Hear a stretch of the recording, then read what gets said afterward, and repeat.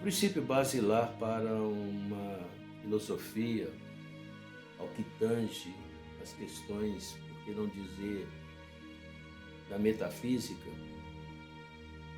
o que difere as pessoas, o que faz tornar a fé enrobustecida, não é nada mais, nada menos do que manter uma vida santa.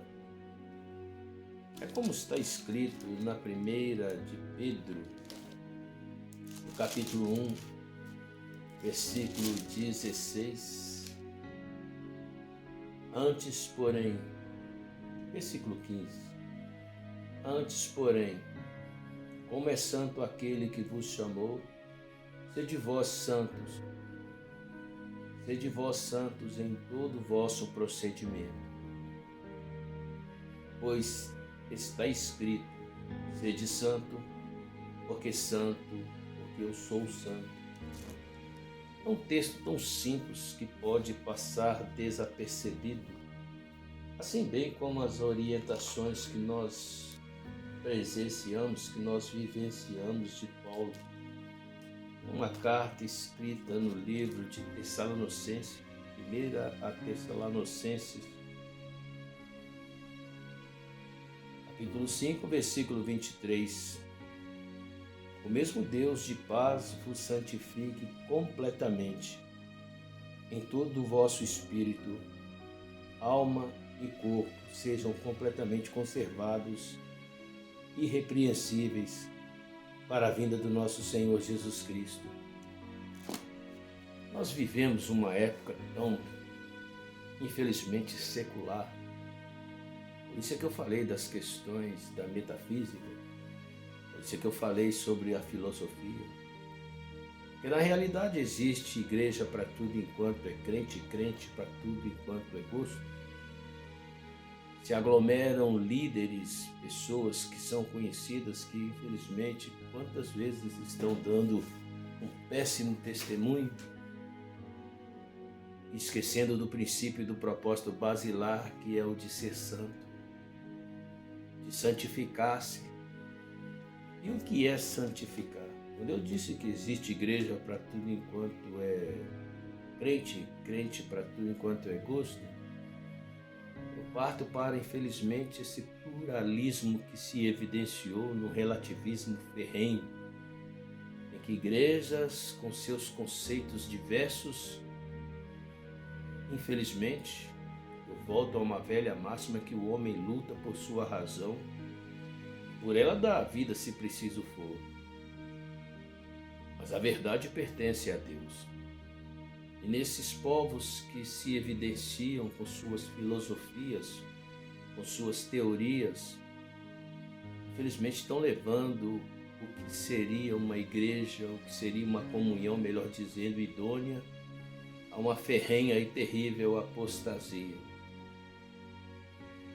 Eu me volto aos primórdios, a tempos não tão distantes assim, onde havia uma certa severidade, talvez até mesmo um certo legalismo.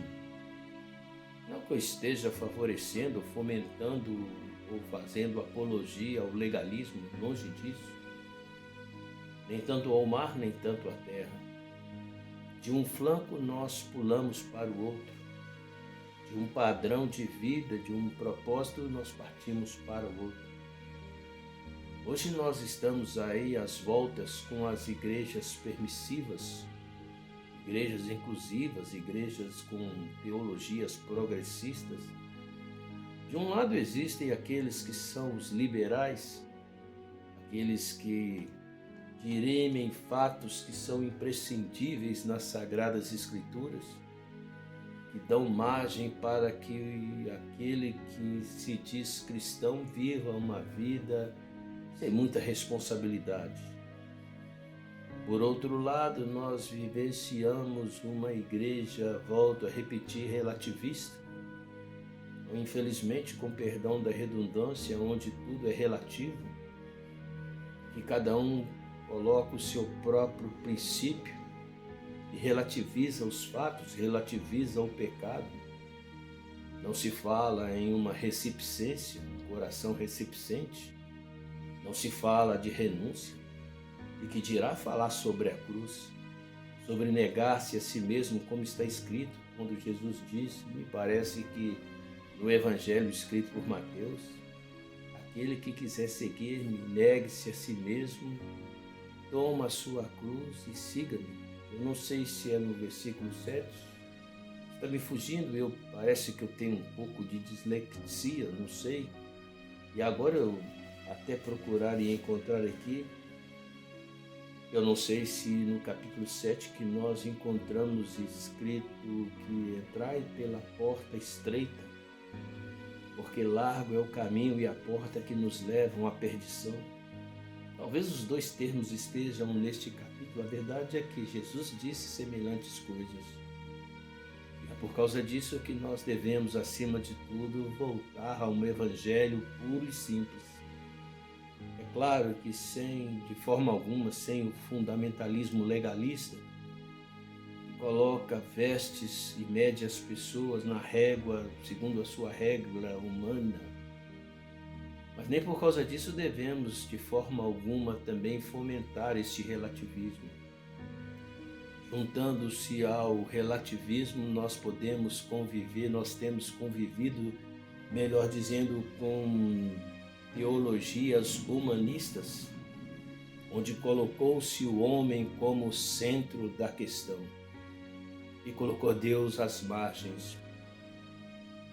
E com isso, o antropocentrismo adentrou as portas de nossas igrejas, juntando-se ao humanismo, o triunfalismo, onde o homem, sendo o centro da questão, tudo tem que ser de acordo para ele, por ele. Não volto a repetir novamente. E eu não sei se não se fala mais sobre a cruz de Cristo, sobre a renúncia. E o incrível é que João Batista, o precursor, a primeira coisa que ele dizia é arrependei-vos. Depois veio o Messias dizendo a mesma lacônica frase, arrependei-vos e crede no Evangelho. Posteriormente, Pedro, depois que se arrependeu e deixou de lado a sua obstinação humanista, deixou de lado sua própria convicção tão deturpada e renunciou-se e entregou sua vida literalmente a Cristo. Quando ouviu pela terceira vez a mesma voz do Mestre depois de ressurreto dizendo, Pedro, tu me amas? E dizia ao Mestre, apacenta minhas ovelhas. Então naquele dia Pedro matou o seu humanismo e novamente também veio a ele uma palavra profunda e lacônica, arrependei-vos. Na atual conjuntura nós convivemos com estas disparidades, seja o humanismo, seja o triunfalismo, seja o relativismo, seja o liberalismo. Infelizmente são filosofias que tentam de todas as formas gangrenar a sã doutrina. Juntando-se a isso, por que não dizer também o pragmatismo, onde os fins sempre justificam os meios que estão usados. Mas a despeito de tudo isso, a voz de Deus continua ecoando nas sagradas escrituras. Deus não terceirizou a sua igreja.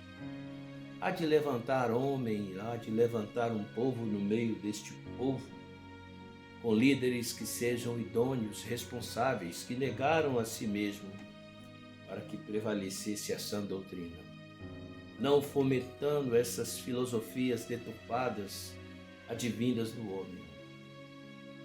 Para eles, a base, o princípio é a santificação, é que consolida, é que dão firmeza, são os alicerces.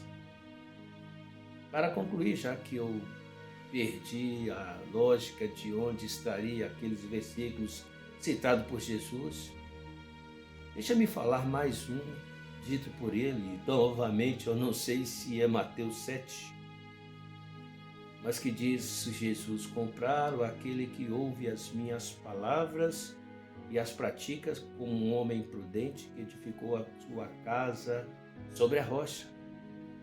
Veio a tempestade, sopraram os ventos, correram os rios, mas não puderam derrubar aquela casa. Da mesma forma, aquele que não aprofundou seus fundamentos, deixando ele apenas na areia, o próprio Messias compara como um homem que é imprudente. E veio a tempestade, correram os rios, sopraram os ventos, e foi grande a queda. Ou seja, essa rocha citada, esse aprofundamento, começa pela santificação. São as colunas do alicerce de uma vida com Deus. Bendito seja o nome desse Deus maravilhoso chamado Jesus Cristo. Amém.